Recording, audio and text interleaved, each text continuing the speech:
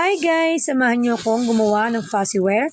Dahil Teacher's Day ngayon ay naghanap ako ng pwedeng irigalo sa ating teacher o sa teacher ng ating mga anak. Kaya lang nakita ko ang presyo, ay Diyos ko po Rude, ang mahal talaga.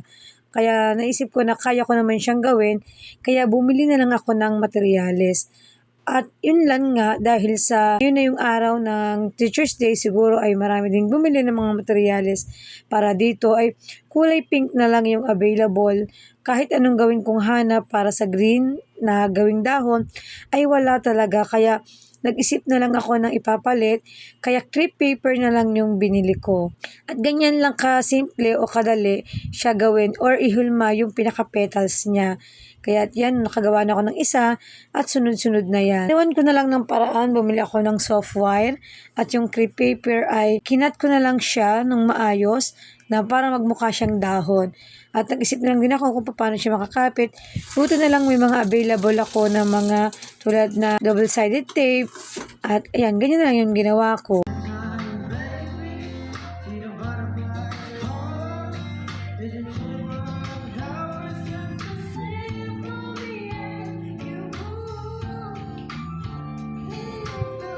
At ngayon naman ay gagawin natin yung panggitna para sa bulaklak. Dapat nga ay ibang kulay din yan, green, yellow, or kahit anong kulay para maiba naman siya. Kaya lang wala talagang available. Kulay pink na lang talaga yung available. Kaya yan, tas inilagay ko na lang siya at sa stick ko na lang din siya kinapit. At ayan, isa-isa ko nang ikinakapit or inilalagay yung petals ng ating bulaklak.